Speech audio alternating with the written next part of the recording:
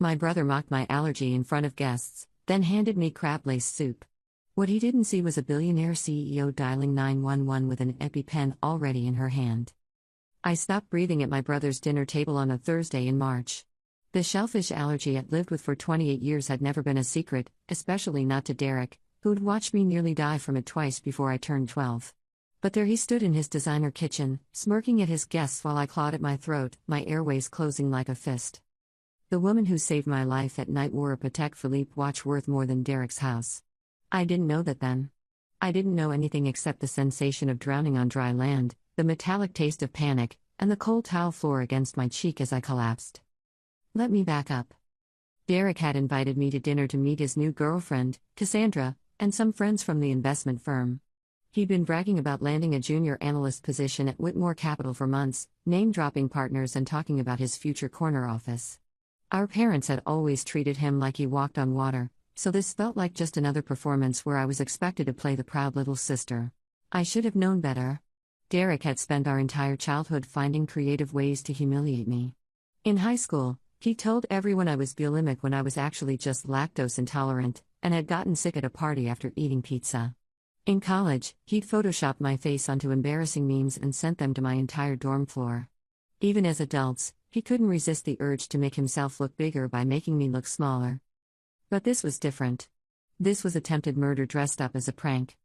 I'd arrived at his townhouse in Arlington at 7, carrying a bottle of wine I couldn't afford and wearing the one dress I owned that didn't come from Target.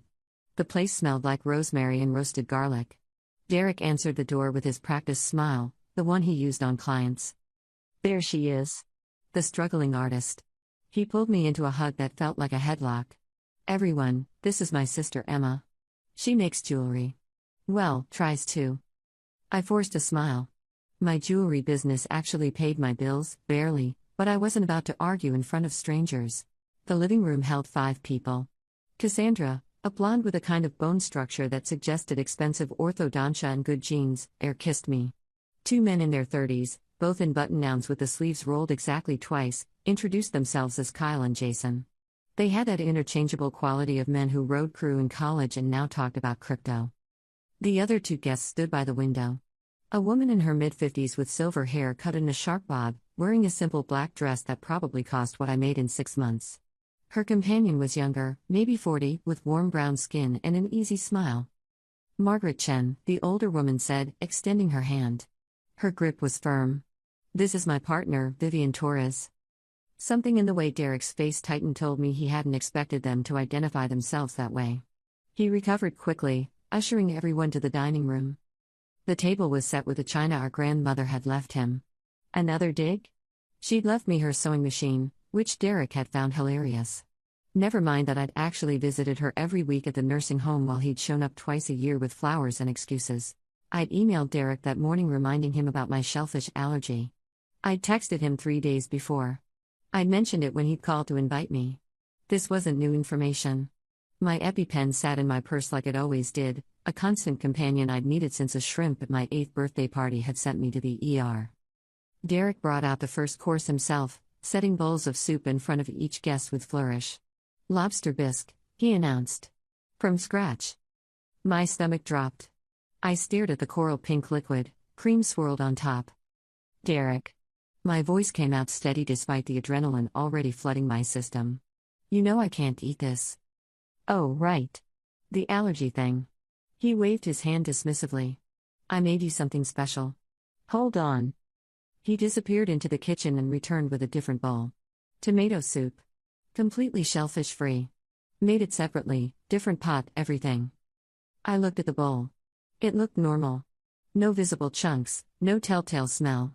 Are you absolutely sure? I asked. No cross-contamination? You use different utensils? Emma, come on. Derek's tone had an edge now. You think I'm trying to kill you? Don't be so paranoid. Kyle laughed. Jason smirked into his wine glass. Margaret Chen set down her spoon with a soft clink. Food allergies are serious. It's reasonable to ask. Derek's smile tightened. Of course. I'm not an idiot. Emma just tends to be dramatic about it. I've been hospitalized twice, I said quietly. When you were a kid, Derek countered. Look, if you don't trust me, don't eat it. But don't make this dinner weird. The social pressure was suffocating. Everyone was watching. Cassandra looked uncomfortable. Vivian was frowning at Derek. I felt like a child being scolded for making a scene. I picked up my spoon.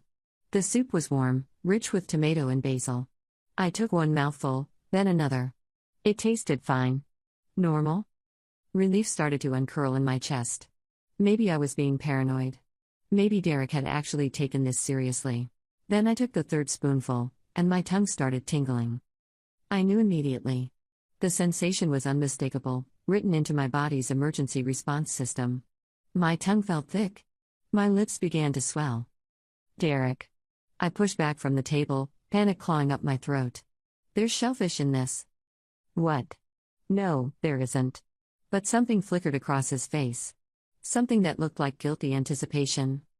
Call 911. I was already digging through my purse with shaking hands. Now. I need. My throat was closing. The familiar terror flooded every nerve. I found my EpiPen, dropped it, heard it clatter across the hardwood floor. Derek was still at the head of the table, frozen. Kyle and Jason looked alarmed but useless. Cassandra had gone pale. Margaret Chen was already on her phone. Yes, medical emergency.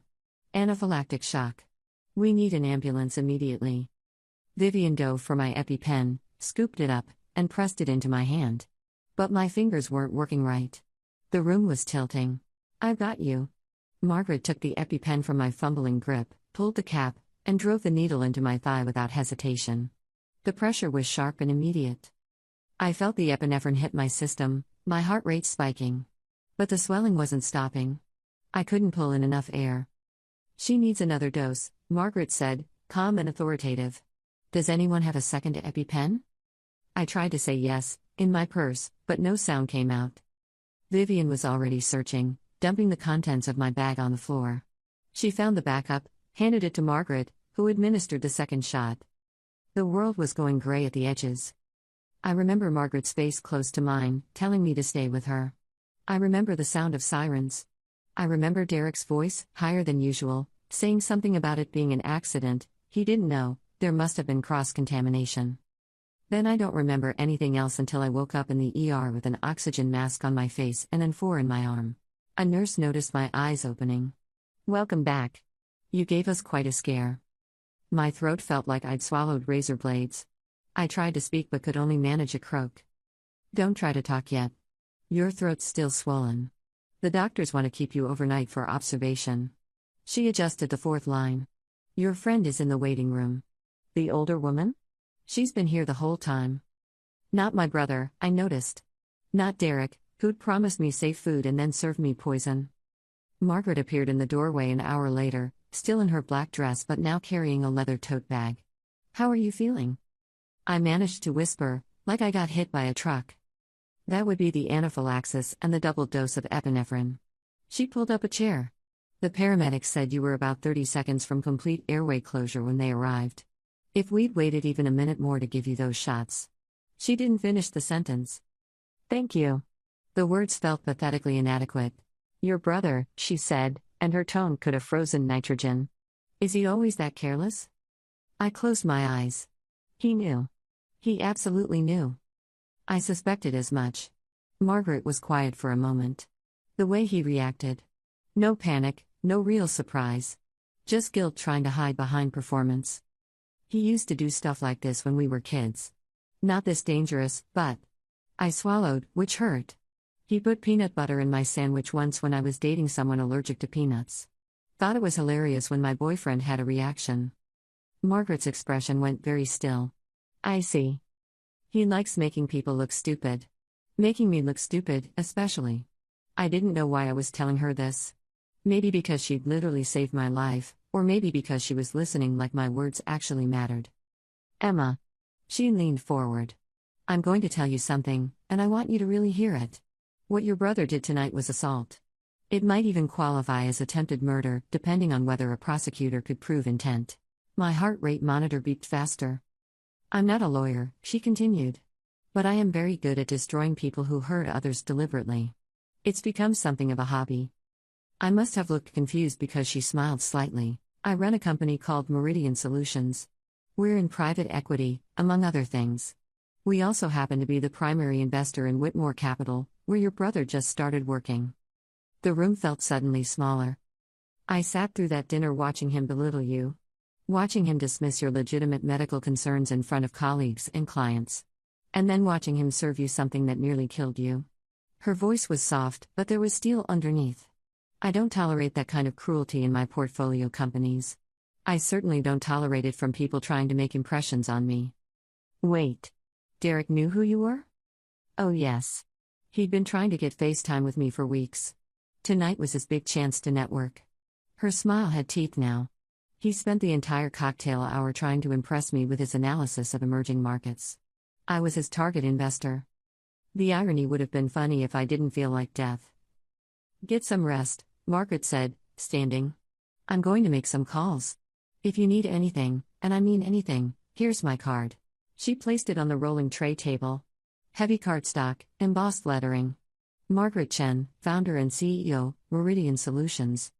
Why are you helping me? I asked. You don't even know me. Because nobody deserves what happened to you tonight. And because I've spent 30 years building enough power that I can actually do something about it when I see injustice. She paused at the door. Also, Vivian looked up your jewelry website while we were waiting. You're talented. The asymmetrical pieces with the recycled metals? Those are extraordinary. She left before I could respond. I was discharged the next afternoon with a prescription for prednisone and strict instructions to avoid all shellfish, as if I needed the reminder. My throat still hurt. My chest ached from the respiratory distress. I felt hollowed out and shaky. Derek had texted me once, "Glad you're okay." That was scary. Must have been cross-contamination in the kitchen. No apology. No acknowledgement that he dismissed my concerns. Just a lie and an attempt to rewrite history. I didn't respond. I spent the weekend recovering on my couch, drinking tea and trying not to think about my brother's face when I'd started choking. That flicker of something. Not surprise. Anticipation. Monday morning, Margaret Chen called me. How are you feeling? She asked. Like I went 10 rounds with a heavyweight boxer, but alive. Good. Do you have plans for lunch tomorrow? I looked around my studio apartment, at the half-finished jewelry pieces on my work table and the stack of unpaid invoices. Nothing that can't be moved. Excellent. There's someone I want you to meet. The restaurant was the kind of place where the menu didn't list prices and everyone seemed to know each other. Margaret was already seated when I arrived, with Vivian and another woman I didn't recognize. Emma, this is Patricia Gonzalez. She runs the creative division at Lux & Company.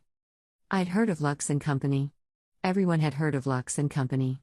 They were a luxury goods conglomerate that owned half the high-end jewelry brands in the world. Patricia had dark hair streaked with gray and an assessing gaze. Margaret sent me your portfolio. Your work is interesting. Raw, but interesting. I didn't know what to say to that. We've been looking for emerging designers for a new contemporary line we're launching, Patricia continued. Something with an edge. Sustainable materials, unique aesthetic. Your recycled metal pieces caught my eye.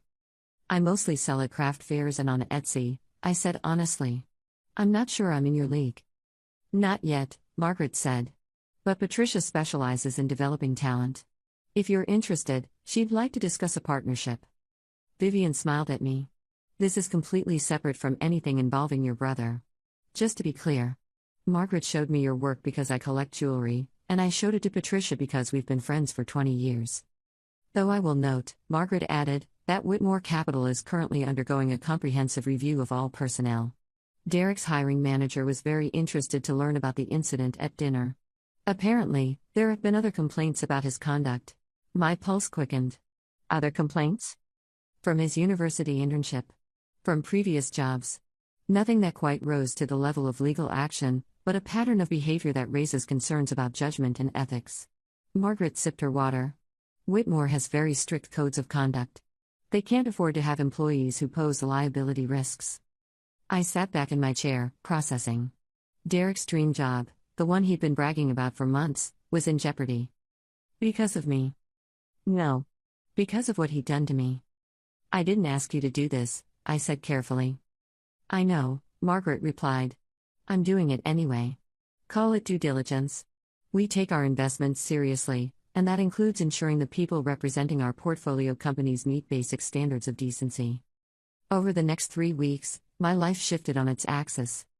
Patricia offered me a contract with Lux & Company's Emerging Designers program. They'd fund materials, provide studio space, and help me scale production in exchange for a percentage of sales. It was more money than I'd made in the past 2 years combined. Derek was fired from Whitmore Capital. The official reason was violation of company ethics policies during probationary period. He called me once, leaving a voicemail that started with accusations and ended with desperate pleading. I didn't call back. Our mother did, though. She left me 6 messages before I finally answered. "How could you do this to your brother?" she demanded. "He made one mistake, and you've ruined his entire career." "He tried to kill me, Mom." "Don't be dramatic. It was an accident. Cross-contamination happens." I'd known she would take his side. She always had. But hearing it still felt like a knife between my ribs. There was crab in the soup. The hospital tested it. Derek specifically added crab to my supposedly safe tomato soup while making lobster bisque for everyone else. Silence on the other end. "He told me he didn't know how that happened," my mother said finally. "He's lying. He's always lying. And you've always believed him. He's apologized to you. He sent one text that blamed cross-contamination. That's not an apology, that's gaslighting. Well, now he's lost his job, and no other firms will hire him because of what that woman did. That Margaret person. Did you have to go crying to her?" I hung up. Then I blocked my mother's number. My father called an hour later. "Your mother is very upset. I nearly died, Dad. Do you understand that? I stopped breathing on Derek's floor because he deliberately fed me something I'm allergic to. I know you two have always had a complicated relationship. This isn't complicated. This is attempted murder. Those are very serious words, Emma. It's a very serious crime." He sighed. "What do you want from us?" The question hung in the air. What did I want? An apology? Acknowledgement? For them to choose me, just once, over their golden boy? "I want you to accept that Derek did something unforgivable, and there are consequences for that," I said. "I want you to stop making excuses for him. And I want you to understand that I will never have a relationship with him again, and that's not my fault. He's your brother. He's also someone who watched me suffocate and felt nothing." My father didn't call back. Update 1. It's been 4 months since that dinner. I'm writing this from my new studio in Brooklyn, where Lux & Company has set me up with equipment I could never have afforded on my own. The Emerging Designers Showcase is next week, and Patricia says buyers from 3 major retailers are already interested in my collection. Derek has been trying to reach me through increasingly pathetic channels. He created a new Instagram account to message me. He sent a letter to my old address that my former roommate forwarded. He even showed up at a craft fair where I used to sell, not realizing I haven't done those in months. Each message follows the same pattern: first, anger at me for ruining his life. Then self-pity. Then grudging acknowledgement that maybe things got out of hand. Never a real apology. Never accountability. I don't respond. There's nothing he could say that would change what happened. But here's what I didn't expect: Margaret and Vivian have become actual friends. Real friends, not just powerful people who helped me once. We have dinner every few weeks. Vivian is teaching me about art collecting. Margaret introduced me to her meditation instructor, which sounds ridiculous but has actually helped with the anxiety. I asked Margaret once why she'd gone so far for a stranger. "You weren't a stranger," she said. "You were someone being abused at my dinner table. I have a very low tolerance for abuse. But you barely knew me. I knew enough. I knew you were talented and undervalued. I knew your brother was cruel and overconfident. I knew the world would be better if those positions were reversed." She smiled. "Also, Vivian is an excellent judge of character, and she liked you immediately." Vivian had laughed. "I like that you brought a $30 bottle of wine to a dinner with a billionaire and didn't apologize for it." "I didn't know you were a billionaire." "Exactly. Last month, Derek's girlfriend Cassandra reached out to me. We met for coffee, awkward and tentative. She'd broken up with Derek 2 days after the dinner. "I couldn't stop thinking about your face," she said. "The way you looked when you realized what he'd done. And his face. He wasn't surprised enough." "No," I agreed. "He wasn't. He told me you were exaggerating your allergy for attention. That you'd always been jealous of him and this was your way of making him look bad.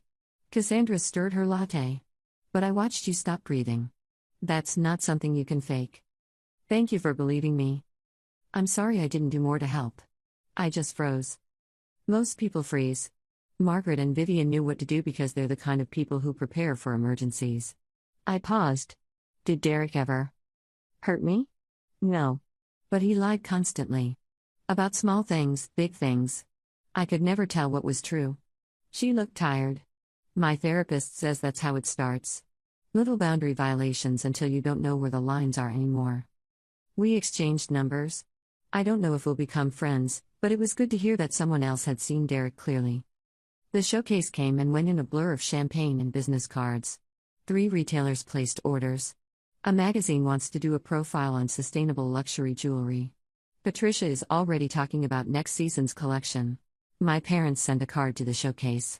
Just their names, no message. It was my mother's handwriting.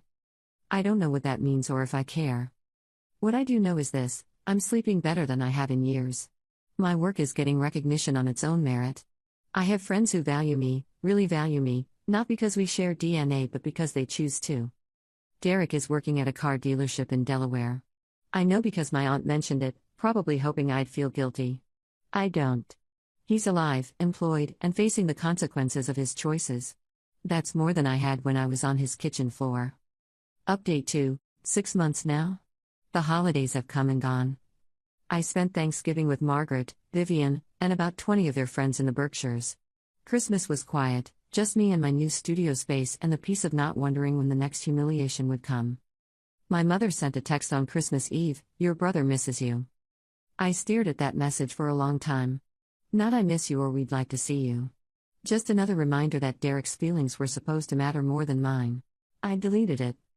But something happened in January that I need to share because it shows how Derek's pattern of behavior extended far beyond me. A young woman named Rachel contacted me through my business website. She'd seen an interview I did where I briefly mentioned being estranged from my family. She wanted to tell me her story. Rachel had worked with Derek at his previous company, the one before Whitmore Capital. He'd asked her out repeatedly despite her saying no. When she'd reported it to HR, Derek had launched a campaign to discredit her. Sent fake emails from her account. Spread rumors about her performance. Made her life miserable until she quit. I could never prove it was him, Rachel told me over video call. She had dark circles under her eyes. The fake emails were sent from a public computer. The rumors were always secondhand. HR said there wasn't enough evidence. "I believe you," I said. She started crying. Everyone told me I was being paranoid. That Derek was such a nice guy, I must have misunderstood. He's good at that. Making himself look good while making other people look crazy. I lost that job. It was my first position out of college, and I lost it because some guy couldn't handle rejection. Rachel wiped her eyes. But then I saw that article about you, and I looked him up, and he'd been fired from Whitmore. I needed to know I wasn't alone. We talked for 2 hours. By the end, Rachel had agreed to speak with a lawyer friend of Margaret's who specialized in workplace harassment. Statute of limitations might be an issue, but there were other women from Derek's past. A pattern could be established. I won't lie and say this made me feel triumphant. Mostly it made me sad. Sad for Rachel, for the others, for all the damage Derek had caused because he'd never faced real consequences. Until now. Last week, 3 more women came forward. The lawyer is building a case. It might go nowhere legally, but the documentation exists now. Derek's pattern of behavior is on record, official and undeniable. My mother left a voicemail. "I don't know what you think you're accomplishing by dragging your brother through the mud, but this vendetta needs to stop." Vendetta. As if I'd orchestrated any of this. As if I'd forced Derek to harass his co-workers, to lie, to feed me crab soup. I saved the voicemail. Just in case I ever doubt myself, I can listen to it and remember why distance was necessary. But here's what else happened: my collection sold out in 3 weeks. Lux & Company wants to expand the line. Patricia is talking about a flagship store installation.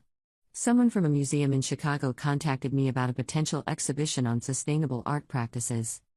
I hired an assistant, a recent graduate named Maya who's brilliant with metalwork. We're developing new techniques for incorporating recycled ocean plastics into jewelry. It's challenging and weird and exactly the kind of creative problem solving I love. Vivian commissioned a custom piece for Margaret's birthday, a necklace incorporating metal from an old ship's bell. I spent 3 weeks on it, getting every detail right. Margaret cried when Vivian gave it to her, which made Vivian cry, which made me cry. "You've given me something irreplaceable," Margaret said, fastening the necklace. "Not just the jewelry. The reminder that there are still people in the world who put care into their work." We were at their apartment overlooking Central Park. The space was filled with art and books and the kind of comfortable silence that comes from years of companionship. "Can I ask you something?" I said. "That night at Derek's. You had your EpiPen ready before I even started reacting. How did you know?" Margaret and Vivian exchanged a look. "I watched your brother's face when you asked about cross-contamination," Margaret said. "The micro-expressions. The way he deflected instead of reassuring. I've spent decades reading people, Emma. It's how I've survived in rooms where everyone wanted something from me." "I didn't trust him from the moment he introduced you as the struggling artist," Vivian added. "That kind of contempt doesn't come from nowhere." "So you were prepared?" "I'm always prepared," Margaret said simply. "I carry an EpiPen even though I don't have allergies, because you never know when someone might need help. I carry Narcan for the same reason. Being wealthy means having the resources to help, and I think that creates a moral obligation to actually do it. Not everyone with resources thinks that way." "No," she agreed. "Most don't. But I built my company from nothing. I remember what it's like to be vulnerable, to need help and not get it. I promised myself if I ever had power, I'd use it differently." I thought about Derek, who'd been handed opportunities his whole life and used them to hurt people. About my parents, who'd had the power to protect me and chose not to. About how random it was that Margaret and Vivian had been at that dinner, that they'd been the kind of people who carried emergency medication and knew how to use it. "I don't think it was random," Vivian said when I voiced this thought. "I think you fought to survive, and that fight mattered. You saved you, by carrying that EpiPen, by knowing your own body, by being brave enough to speak up even when people dismissed you. We just helped." Maybe she was right. Maybe survival is always a collaboration between our own persistence and the moments when help arrives. I'm writing this final update because people keep asking what happened to Derek. Whether there was justice, whether he got what he deserved. Here's the truth: Derek got consequences, not revenge. He lost a job because he violated ethics policies. Other women came forward because they saw someone else speaking up and found courage. These are the natural results of his choices, not some mastermind plan I executed. Do I feel satisfied? Sometimes. Mostly I feel free. Free from the obligation to make myself smaller so Derek could feel bigger. Free from family dynamics that required me to accept mistreatment as love. Free to build something real with people who see me clearly and choose me anyway. Margaret and Vivian aren't perfect. They're demanding and sometimes intimidating, and they both have opinions about my tendency to undersell my work. But they show up. When I had a panic attack before the showcase, Vivian sat with me for 3 hours. When a supplier tried to scam me, Margaret made one phone call and the situation resolved itself. That's what actual support looks like. Not grand gestures, just consistent presence. The 8th month after the dinner brought an unexpected phone call from Patricia. Not about work, which was unusual. She asked me to meet her at a small French bistro in Tribeca. "There's someone I want you to meet," she said when I arrived. "She's running late, but she should be here soon." Patricia seemed nervous, which was strange. In all our months working together, I'd never seen her be anything but composed. 10 minutes later, a woman in her early 70s walked in. She had white hair pulled back in a neat bun and eyes that missed nothing. Patricia stood immediately. "Emma, this is Dr. Helen Fitzgerald. She's a clinical psychologist who specializes in family systems and narcissistic abuse." Dr. Fitzgerald shook my hand with a grip that was surprisingly strong. "Patricia has told me about your situation. I hope you don't mind the ambush." I looked between them, confused. "I've been seeing Helen for about 15 years, Patricia said quietly. "She helped me navigate my own family situation. When you told me about your parents' reaction to everything with Derek, I thought, well, I thought you might benefit from talking to her. I can't afford a therapist right now," I said automatically. "This one's on me," Patricia replied. "Consider it part of your professional development budget. Mental health is health." Dr. Fitzgerald smiled. "Why don't we order some food and just chat? No pressure, no commitment. Just conversation." We talked for 3 hours. Dr. Fitzgerald asked questions that made me see patterns I'd never noticed before. How Derek had always been positioned as the victim of my sensitivity. How my achievements were minimized while his mediocre accomplishments were celebrated. How I'd learned to make myself smaller to avoid conflict.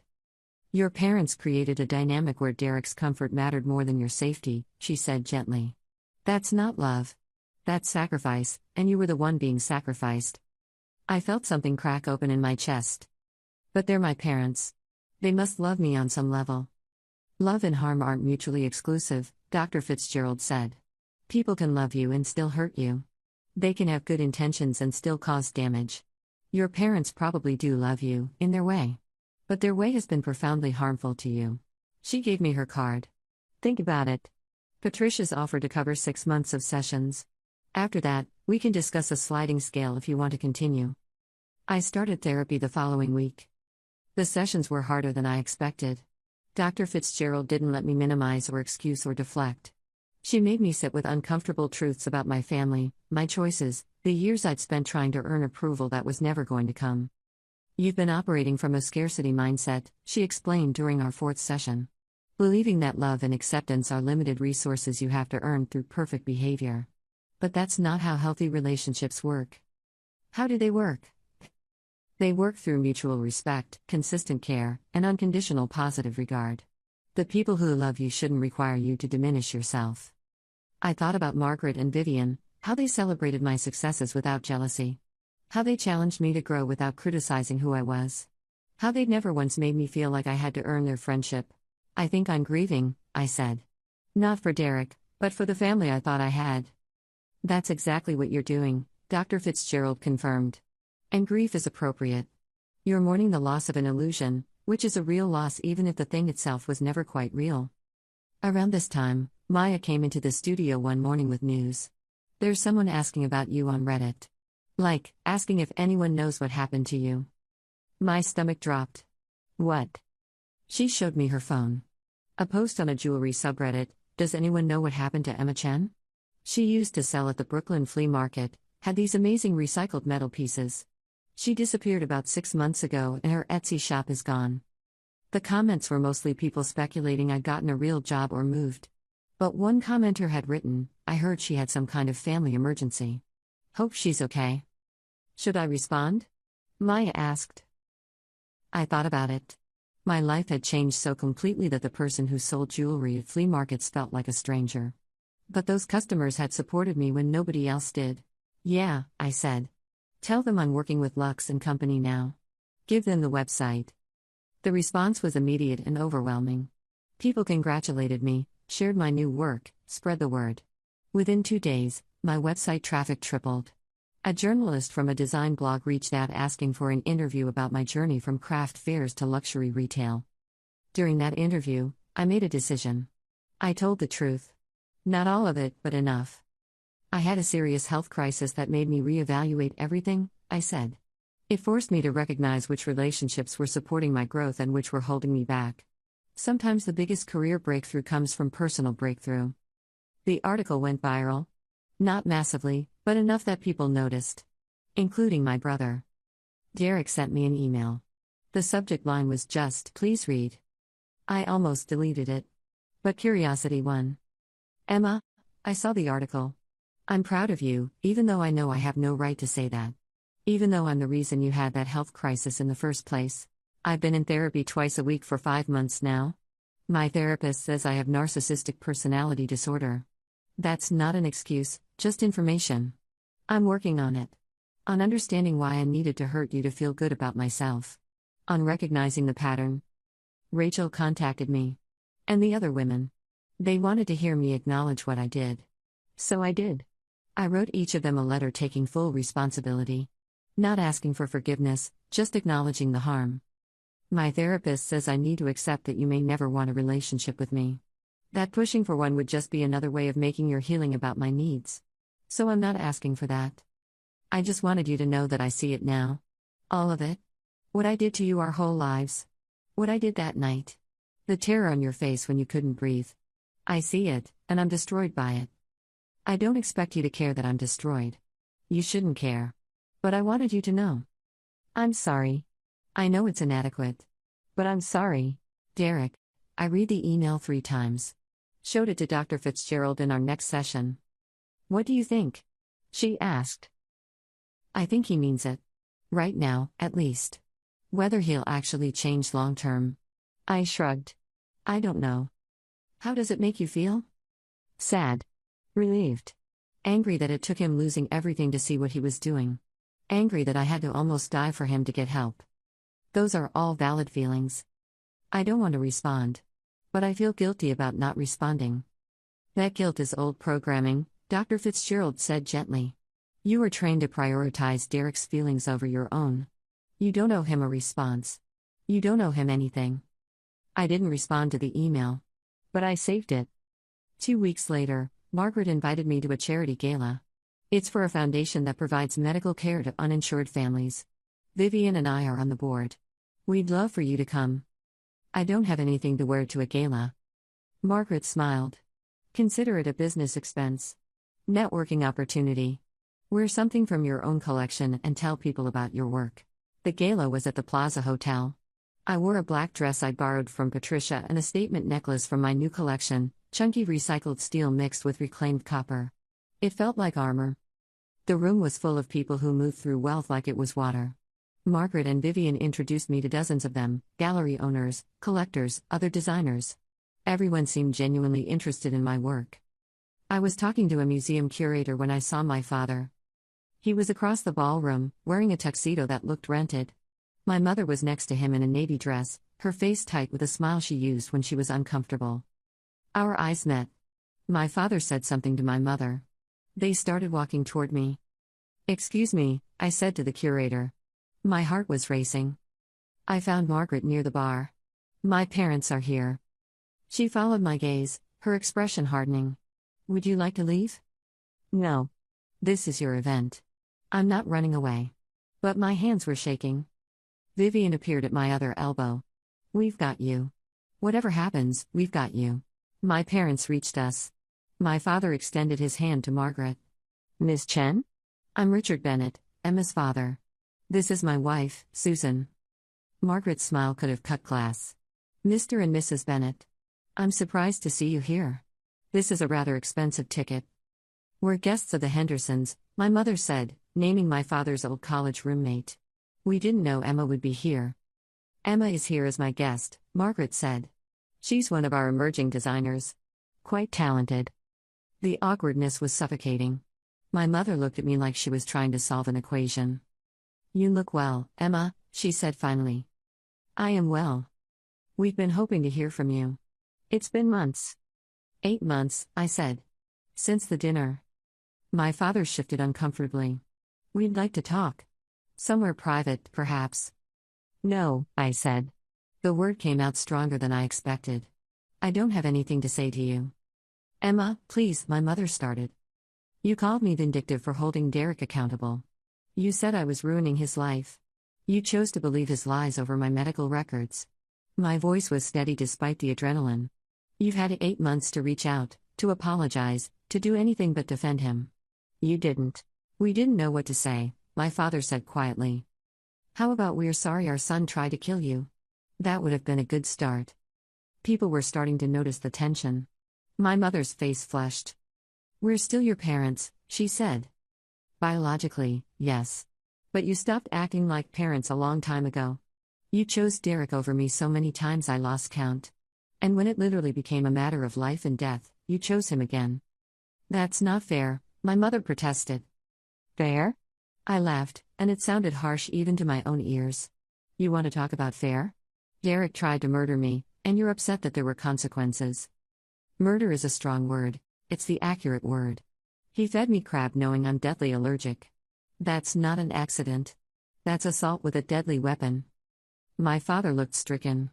My mother opened her mouth to argue, but Margaret stepped forward. Mr. and Mrs. Bennett, I think you should leave Emma alone now. She's made her position clear, and who are you to tell us how to interact with our daughter? My mother snapped. I'm the person who saved her life while your son watched her die, Margaret said coldly. I'm the person who's been supporting her for the past 8 months while you've been making excuses for attempted murder. And I'm the person who will have security escort you out if you don't walk away right now. The threat hung in the air. My mother's face went through several colors. Come on, Susan, my father said quietly. He looked at me one more time. I'm sorry, Emma. For all of it. They left. I watched them go, my whole body trembling with adrenaline. I need air, I said. Vivian guided me to a balcony overlooking Central Park. The cold October air hit my face like a slap. That was brave, she said. That was terrifying. Brave things usually are. We stood in silence for a while.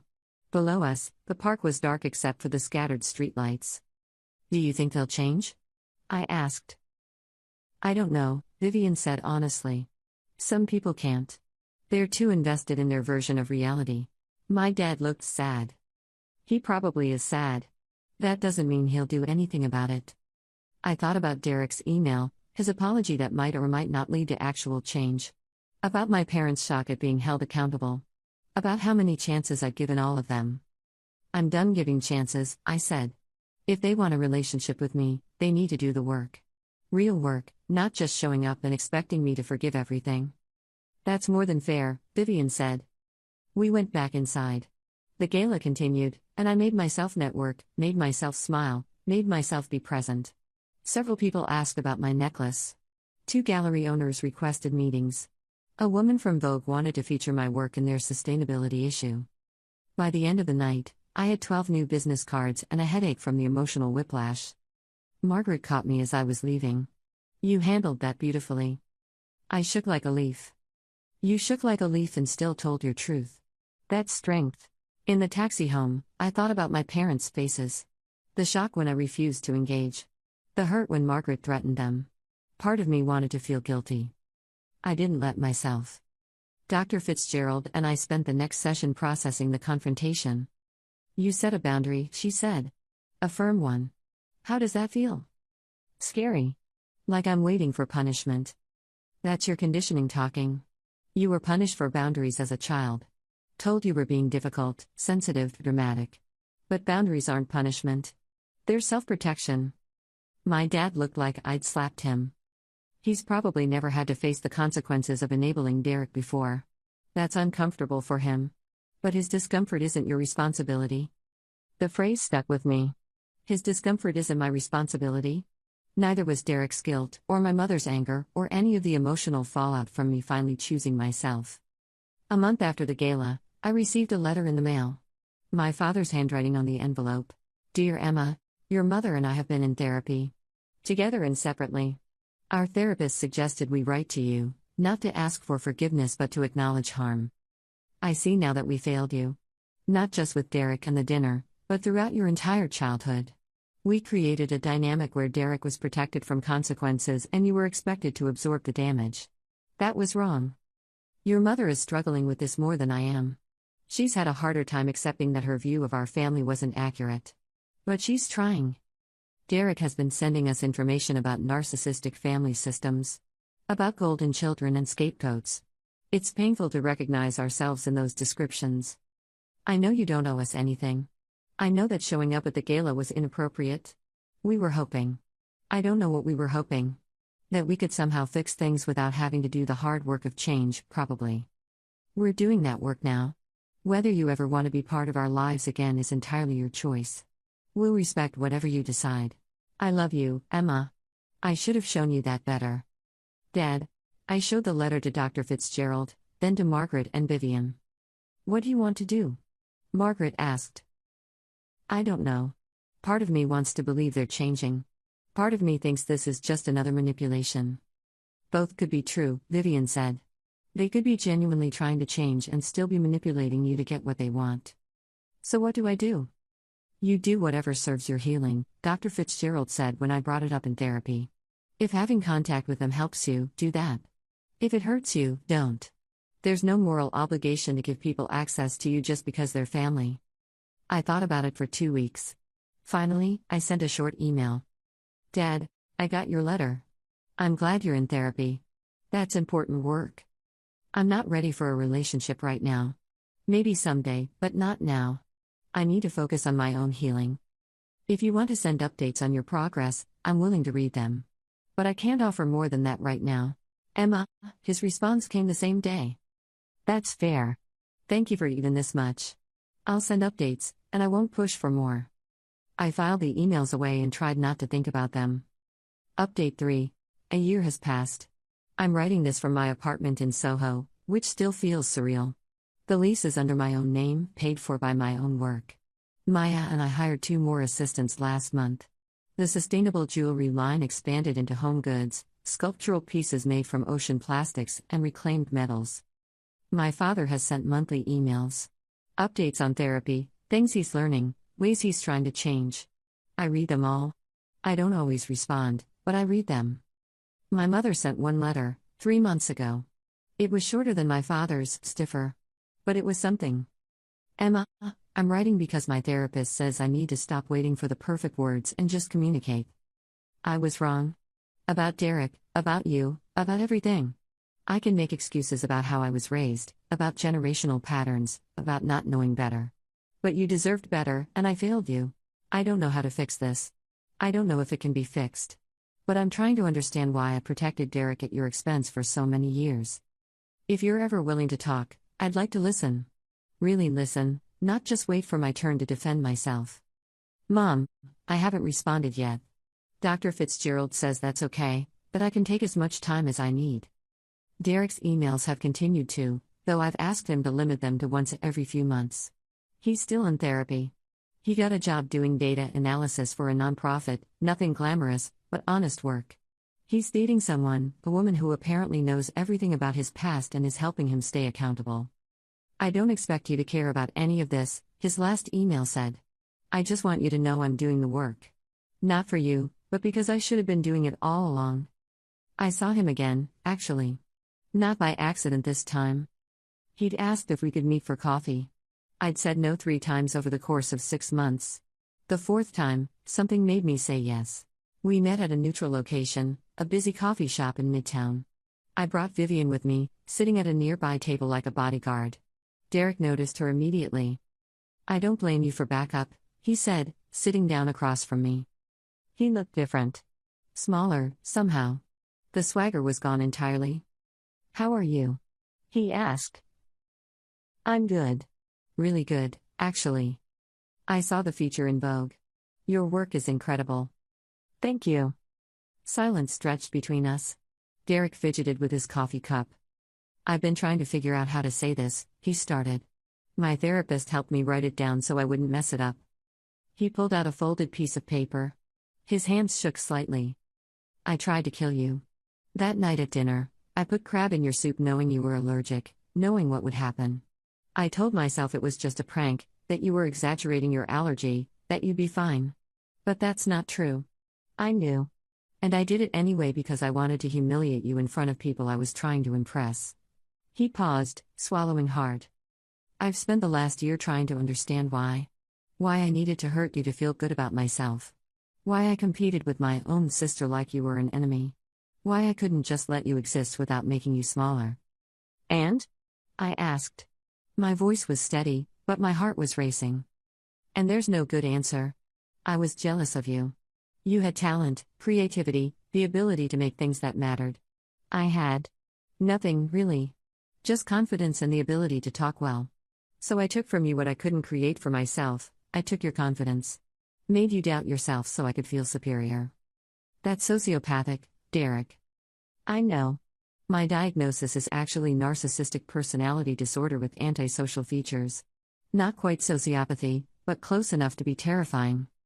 He looked at me directly, and for the first time in our lives, I saw actual remorse. I can't fix what I did to you.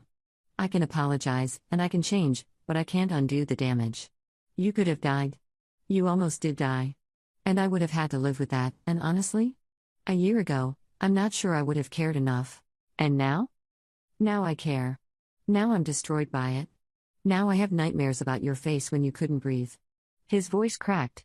Now I understand that I broke something that can never be repaired, and that's my fault. I sat with that for a moment. Across the room, Vivian was watching us carefully. I appreciate the honesty, I said finally. I appreciate that you're doing the work.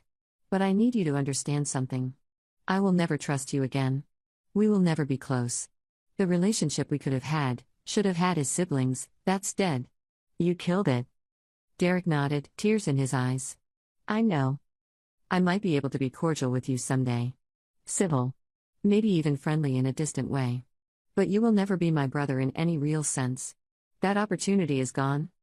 I understand. Do you? Because understanding it intellectually and accepting it emotionally are different things. You don't get a redemption arc where we hug and everything's fine. This is permanent damage. I understand, he repeated, and the grief in his voice sounded genuine. I'm not asking for forgiveness. I'm not asking for anything. I just wanted you to know that I see what I did, all of it, and I'm sorry. We sat in silence for another minute. Then I stood up. I hope you become a better person, Derek. I really do. The world needs fewer people who hurt others for sport. What about you? He asked quietly. Can you ever be okay with what happened? I thought about that. About the panic attacks I still occasionally had. About checking food ingredients 3 times before eating anything. About the way my hands still went to my purse, checking for my EpiPen, whenever I felt anxious. I'm working on it, I said. But my healing isn't about you. It's about me building a life where what you did matters less and less. I left him there. Vivian followed me out, and we walked 3 blocks before I started crying. That was brutal, I said. That was necessary, Vivian corrected. You told him the truth. No sugarcoating, no false hope. Just reality. He looked so sad. He should look sad. He tried to murder you. We found a bench in Bryant Park. Vivian bought us both hot chocolate from a vendor. Do you think people can really change? I asked. Some can. With enough work, enough time, enough genuine desire. But change doesn't erase history. Derek could become a completely different person, and you still wouldn't owe him a relationship. I know. I wish none of this had happened. Of course you do. But it did happen, and you survived, and you're thriving. Focus on that. The Chicago Museum exhibition opened in February. They featured my work alongside 5 other sustainable artists, each of us exploring themes of transformation and reclamation. My piece was a large installation made entirely from materials salvaged from a demolished hospital: copper pipes, surgical steel, broken tiles, all transformed into something beautiful and new. The artist's statement I wrote talked about trauma and healing, about taking broken things and making them into something stronger. I didn't mention Derek by name, but I didn't need to. The work spoke for itself. My parents came to the opening. They'd asked permission first, which was new. I'd said yes, with the caveat that we wouldn't have any deep conversations there. They stood in front of my installation for a long time. My mother cried. My father put his arm around her. Afterward, they approached me carefully, like I was a wild animal that might bolt. It's beautiful, Emma, my father said. Truly beautiful. Thank you. I understand what it's saying, my mother added quietly. About taking broken things and making them whole again. We stood in awkward silence for a moment. We're proud of you, my father said. I know we don't have the right to be, but we are. Okay, I said. Is there any chance?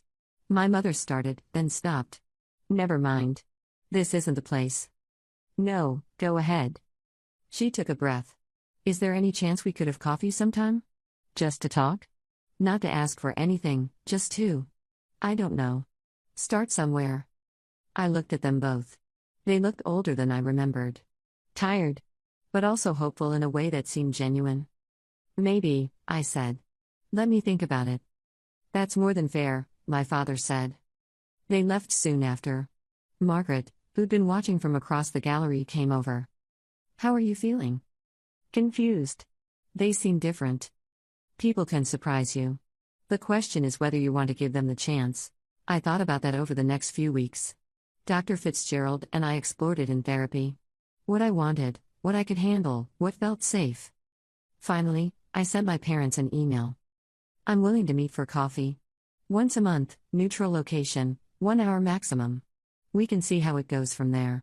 But I need you to understand some things first. 1. I may never fully forgive what happened. I'm working on letting go of anger, but that's different from forgiveness. 2. Our relationship will never be what it was, because what it was wasn't actually healthy. 3. If at any point this becomes harmful to my healing, I will stop. No explanation, no discussion. 4. Derek is not a topic of conversation unless I bring him up. 5. You don't get to defend your past actions. You can acknowledge them and show me how you've changed, but I won't sit through justifications. If you can accept these terms, we can try. They accepted.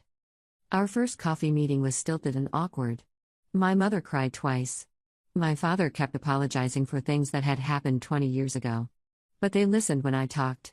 They didn't interrupt or defend or minimize. It was a start. A very small, tentative start.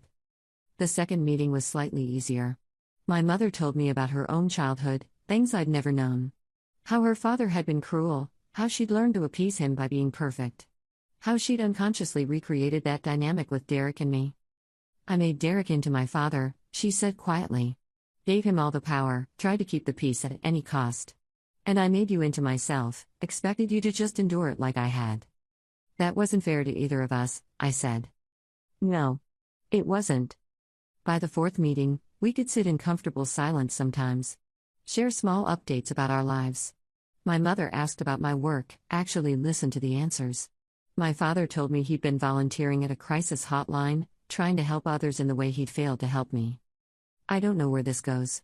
Whether we'll ever have something that resembles a real parent-child relationship. But I'm willing to see. What I do have is clarity. I know what I deserve. I know what real support looks like. I know that cutting off toxic people, even family, isn't cruel, it's survival. And I know that the best revenge really is living well. Spring brought more changes. Patricia called with news about a flagship store partnership. A major department store wanted to dedicate an entire section to sustainable luxury jewelry, with my line as the centerpiece. This is the kind of opportunity that comes along once in a career, she said. But it means scaling up production significantly. You'd need to hire more staff, possibly move to a larger studio. The numbers she threw at me were staggering. I'd go from a small operation to something resembling an actual company. I need time to think about it, I said. That evening, I had dinner with Margaret and Vivian at their apartment. I brought my concerns about scaling up, about losing the personal touch that made my work special, about becoming something I didn't want to be. You're afraid of success, Margaret said bluntly. Which is understandable given your history. You were punished for achievement your whole life. I'm not afraid of success. I'm afraid of becoming corporate, soulless, mass-produced. Those aren't the same thing, Vivian said. You can scale without losing your vision. It just requires intention. We talked for hours. They helped me see that growth didn't mean selling out, that I could maintain my values while expanding my reach. That reaching more people with a message of sustainability and transformation was actually aligned with my goals. Besides, Margaret added with a smile, you'll have equity in the company. Patricia's offering you a partnership structure, not just a licensing deal. You'll have creative control written into the contract. I signed the deal 2 weeks later. The expansion happened faster than I expected. We moved into a larger studio in Industry City, hired 6 more people, set up proper production systems. Maya became my head designer, managing the team while I focused on creative direction and business strategy. It was overwhelming and exhilarating and terrifying. Some days I felt like an imposter, waiting for someone to realize I didn't know what I was doing. Other days I felt powerful, capable, exactly where I was supposed to be. Dr. Fitzgerald helped me navigate the imposter syndrome. You're not an imposter. You're someone who's learning and growing. That's supposed to feel uncomfortable. During one session, she asked about Derek and my parents. My parents and I meet for coffee once a month. It's civil. Sometimes even warm. But there's this gap between us that I don't know if we'll ever bridge. What would bridging that gap look like to you? I don't know. Feeling like they actually see me? Like they understand who I am and value it? Do they seem to be trying? Yes. Which is strange. A year ago, they were defending Derek. Now they're in therapy, reading books about family dynamics, actually listening when I talk. People can change.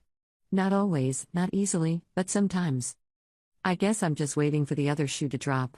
For them to revert back to their old patterns. That's a reasonable fear given your history. But you're also allowed to acknowledge progress while maintaining appropriate caution. The monthly coffee meetings continued. In June, my mother brought me a folder full of photos from my childhood. Pictures I'd never seen before. I found these while cleaning out the attic, she said. I thought you might want them. Most were of me at various ages, 7 years old covered in paint, 12 years old at a science fair, 16 years old at an art show. In all of them, I looked happy and engaged. I'd forgotten how creative you always were, my mother said quietly. Looking at these, I can see it so clearly. And I can see how we tried to make you be something else. Why? I asked. Why did you do that? She was quiet for a long time. Because creativity scared me. It meant uncertainty, risk, a life I couldn't predict or control. I wanted you to be safe. Conventional. I thought that was love. It wasn't. I know that now. My father, who'd been silent through this exchange, spoke up. We treated you like you were the problem when really we were the problem. You were just a kid being herself, and we punished you for it. I didn't cry. I cried enough over this already.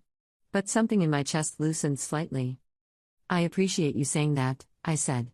We looked through the photos together. My mother pointed out details I didn't remember.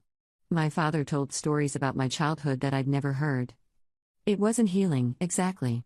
But it was something. In July, Derek sent an email asking if we could meet again. I almost said no automatically. But Dr. Fitzgerald's voice was in my head, you get to decide what you can handle. I could handle this, I decided. One more meeting. See where he was at. We met at the same coffee shop. This time, I came alone. Derek looked better than he had before. Less haunted, more grounded. Thank you for meeting me, he said. I have about 30 minutes. That's fair. He paused. I wanted to tell you that I'm moving. To Seattle. I got a job offer doing data analysis for an environmental nonprofit. It's a good opportunity, but also, I think I need to be somewhere that isn't full of reminders of who I used to be. That sounds healthy. I wanted to say goodbye in person. And to tell you that I've set up a fund. A fund? For people with food allergies who can't afford medical treatment. EpiPens, emergency care, all of it. I'm donating a percentage of my salary every month. It's not much, but it's something. I stared at him. Why? Because I can't fix what I did to you, but I can maybe help other people not die from the same thing. I don't know. Penance? Restitution? My therapist says it's part of making amends to the broader community I harmed. You harmed me specifically. I did. And I'm setting aside money for your therapy too, if you'll accept it. Through a third party, completely anonymous. You'd never have to interact with me or acknowledge it. I don't need your money, Derek. I know. But I need to give it. Please. I thought about refusing. Pride demanded it. But I thought about other people in my position, people without Patricia paying for therapy, without Margaret opening doors. Fine. But not for my therapy. Donate it to that fund you're setting up. Help more people. I can do both. Derek. Okay. To the fund. We sat in silence. The coffee shop hummed around us. Are you happy? He asked finally. In Seattle, I mean. Are you happy here? Yes. Genuinely happy. I have work I love, friends who value me, a life that feels authentic. Good. That's good. He looked down at his coffee. I robbed you of so much time. Years where you could have been building this life instead of dealing with my cruelty. I can't think about that or I'll go crazy. I can only focus on now. That's wise. Another pause. I'm proud of you, Derek said. I know I don't have the right to be, and you don't need my pride, but I am. You built something real despite everything working against you. Including me. Especially you. He flinched but didn't argue. Yeah. Especially me. I stood to leave. Derek stood too. Emma, he stopped. Never mind. It's not important. Say it. I wish I could go back. Be a different brother to you. Be someone who supported you instead of tearing you down. I wish I could have been someone you could trust. Me too, I said. But we can't go back. We can only go forward. Will I ever hear from you again? Maybe. Someday. When I'm ready, if I'm ever ready. But don't wait for it. Live your life. Do your work. Be better. I will. I left him there for what might be the last time. And somehow, I felt lighter. The flagship store section opened in September with a launch party that felt surreal. My work displayed in a major department store, my name in elegant script about the collection. Maya and the team had outdone themselves, every piece was perfect. Margaret and Vivian were there, of course. Patricia brought half the fashion industry. Even Dr. Fitzgerald came, which made me unexpectedly emotional. My parents came too. I'd invited them, surprising myself. They stood in front of my work like pilgrims at a shrine, taking in every detail. "You did this," my mother whispered. "You actually did this." "Yeah. I did." My father hugged me, and for the first time since childhood, it felt genuine. "I'm so sorry we couldn't see this in you when you were young. That we tried to make you small instead of helping you grow." "I know," I said. "Thank you for saying it." They didn't stay long, we'd agreed on boundaries, and they respected them. But before they left, my mother pressed something into my hand. It was a key. "To your grandmother's house," she explained. "We've been fixing it up. We thought, if you ever wanted a place to work, to retreat, somewhere that was just yours, she would have wanted you to have it." I stared at the key, overwhelmed. My grandmother's house had been sold years ago, or so I thought. "We bought it back," my father said. "We've spent the last 6 months renovating it. It's yours, if you want it." "I don't understand." "We can't undo the past," my mother said. "But we can try to honor who you are now. Your grandmother loved you so much, Emma. She saw your talent when we were too blind to see it. This feels right." I didn't know what to say. This wasn't about the house itself, it was about acknowledgement, about finally being seen. "Thank you," I managed. They left, and I stood holding the key like a talisman. Vivian found me a few minutes later. "You okay?" "My parents just gave me my grandmother's house." "That's significant." "I don't know what to do with it." "You don't have to decide right now. Let it be complicated." The party continued around us. People praised my work, placed orders, asked about collaborations. I smiled and networked and felt like I was watching myself from a distance. Later that night, back in my apartment, I looked up my grandmother's house online. They'd done beautiful work on the renovation. Exposed beams, huge windows, a workshop space that would be perfect for experimentation. I could see myself there. Creating in her space, honoring her memory by becoming fully who I was meant to be. My phone rang. "Margaret." "I just wanted to check in," she said. "That was a big night." "Overwhelming." "The good kind?" "Mostly. My parents gave me my grandmother's house." "I heard. That's a meaningful gesture." "I don't know if I can trust it." "You don't have to trust it immediately. Test it. See if it holds up over time." Margaret paused. "But Emma? Sometimes people do change. Not always, not easily. But sometimes the work pays off. Did your family ever change?" "No. But that's not your story. Your parents are actively doing the work. That's worth something." After we hung up, I sat with that. Worth something didn't mean worth everything. It didn't mean instant trust or complete reconciliation. But it meant possibility. And maybe possibility was enough for now. A final thought. There's a difference between revenge and consequences. Revenge is about making someone suffer. Consequences are about protecting yourself and others from harm. I didn't destroy Derek's career out of spite, his own actions did that. I didn't ruin our family relationships, I simply stopped accepting abuse as love. The most radical thing you can do is refuse to minimize your own pain. Refuse to make yourself smaller to accommodate someone else's cruelty. When you speak your truth, when you protect yourself, when you accept help from people who genuinely care, that's not revenge. That's survival. That's self-respect. And sometimes, the best payback is simply living well. Building a life so full of genuine connection and purposeful work that the people who hurt you become irrelevant. Not forgotten, not forgiven necessarily, but no longer holding power over your peace. You deserve people who carry EpiPens just in case. Who make phone calls on your behalf. Who see you clearly and choose you anyway. Don't settle for less than that, no matter who's offering.